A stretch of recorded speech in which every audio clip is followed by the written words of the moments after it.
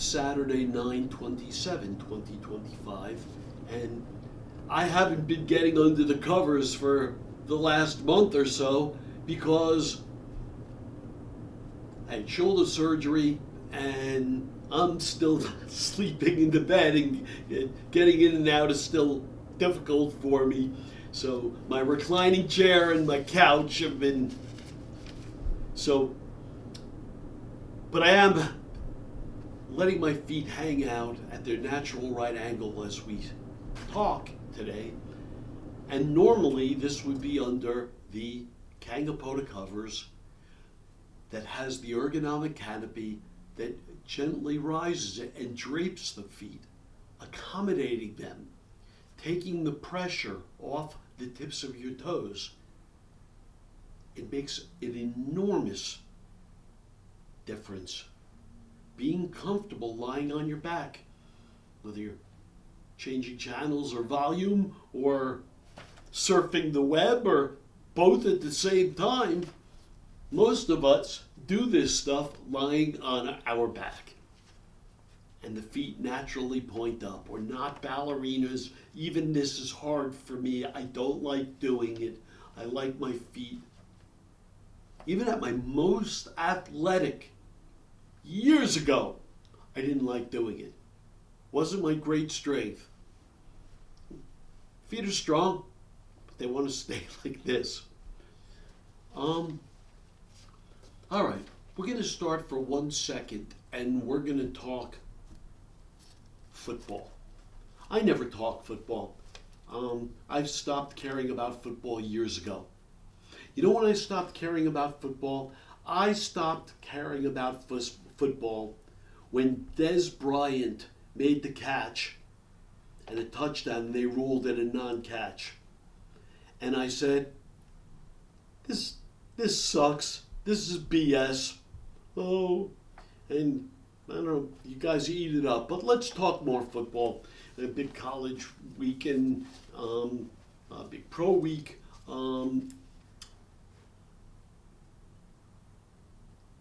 And by the way, I played football 1 year in high school. I played varsity football 1 year. But let's talk a little bit more about football. But to lead into it, let's lead with basketball. For years now, there's been this discussion about positionless basketball. And the truth of the matter is, that's not exactly right. But the gist is, if you want to be a good basketball player, yes, you need to be a giant. At this point, the guards need to be big too. And are there some exceptions? Sure there are. And you've heard me extol Dennis Schroeder. But in general, you need to be big. But now you need to have an all-court game.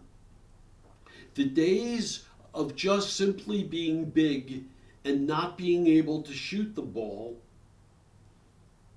are coming to an end. The big men are shooting three-pointers. And it's a key component of game plans. And that's great. It makes the game beautiful, where all the people on the court can handle the ball, can shoot, can pass, can run. That is so cool. Let's move even to hockey for a second.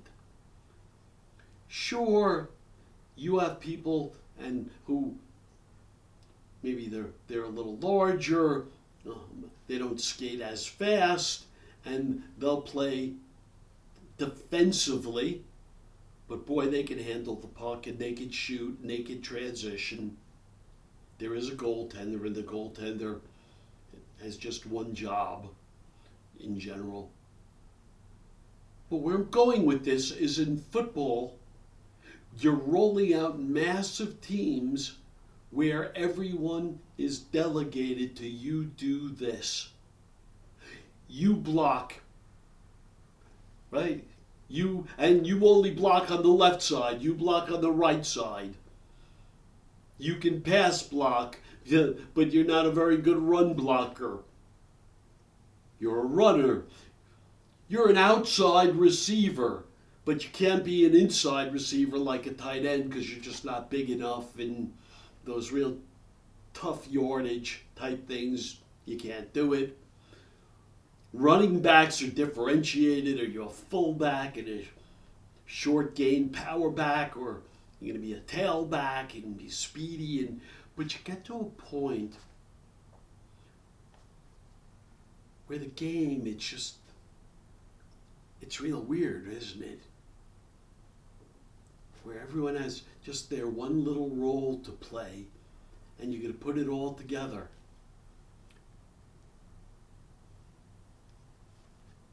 It's taken away from the game for me, but not nearly as much as the misuse of instant replay, the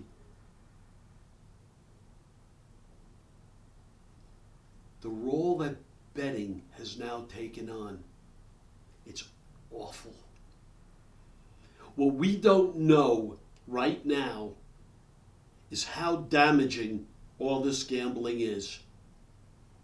But all of you are idiots. You've been trained not to even look at history. Why was gambling illegal? It was illegal because man would get into trouble. And you wind up gambling to pay back money that you don't even have in the first instance. Slippery slope, right? Deep hole.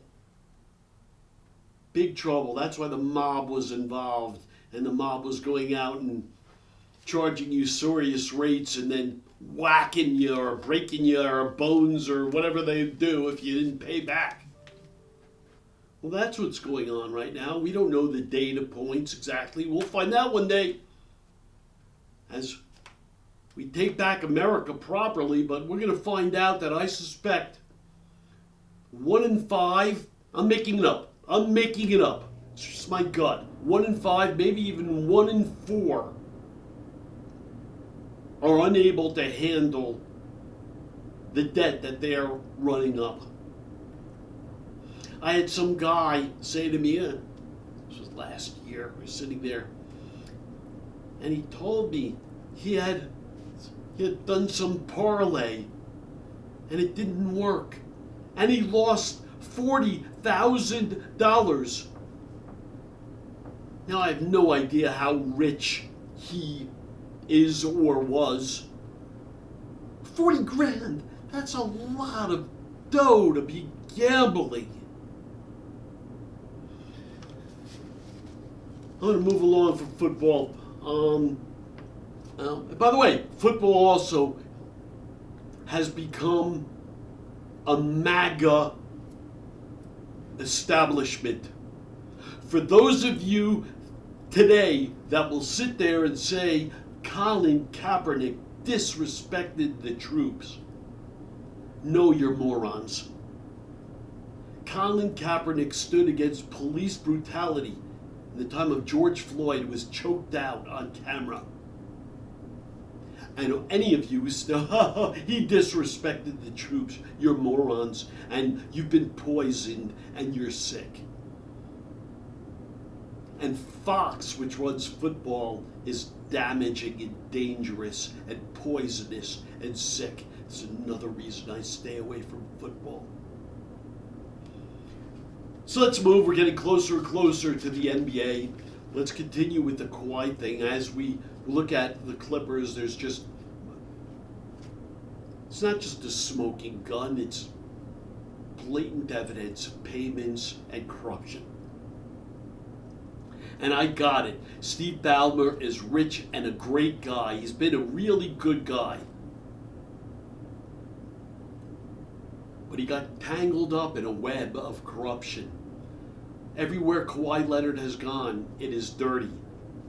Uncle Dennis is dirty. People have capitulated for years and years to him. And we know because the stories came out. Well, what they asked for in Toronto, things that had been asked for in San Antonio, things that were asked of the Lakers when he was trying to make up his mind. So we know he's dirty. So right, wrong, or indifferent, Bomber got into bed with dirt. And everyone might want to come to his rescue. Oh, he's great. But don't you realize the damage that you're doing? Just lying. Oh, we support him. He's a good guy there. No. Pablo Torre doesn't come out with all of this unless it's unbelievably real. And all you're doing is gymnastics to try to get out of and twist out and say, well, he's not really accountable. He's very accountable. So too is Kawhi Leonard. The truth of the matter is, Kawhi Leonard should be suspended from the league for 2 years. Without salary now. 2 years. Goes both ways. Ha ha ha. You were tricky. You got it. You're out. 2 years out. Clippers. Bomber should probably, if you don't want to throw him out, he should be thrown out. But he's a good dude. I got it. Makes it difficult. Suspend him for 2 years too. Can't come to games. Has to, spank him. And then keep him, and we'll know it's all a charade. Because he'll be there. But you got to do it. Adam Silver, this is easy. That's what makes this so dangerous, because if you come out any other way, just admit you're a bad dude. You're a liar and a cheater and a thug. Bending the rules for someone who's rich. I mean, isn't this what's going on all around?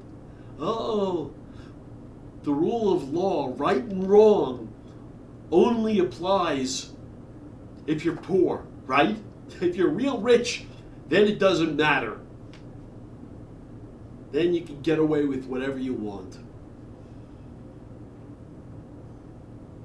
I can't wait to watch Luka play. Can't wait. It's going to be a giant, giant highlight. I'm not going to whip through everything right now, but we're getting close. And I hope Luka wins MVP this year, and I hope LeBron plays hard with him. It's going to be an awesome thing to witness. This is Hal Mintz. Thumbs up for Feet Up. Thank you.